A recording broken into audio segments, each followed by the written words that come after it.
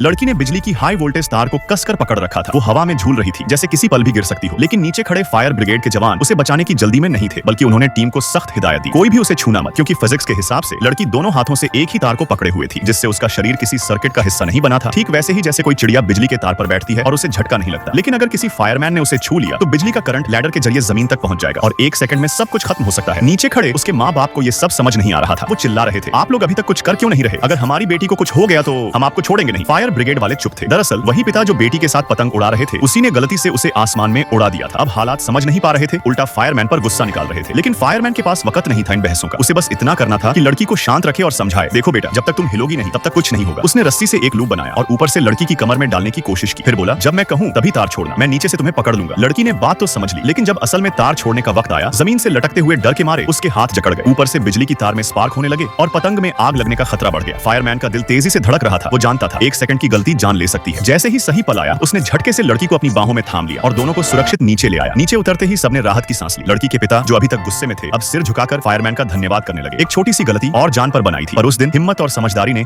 एक जिंदगी बचा ली।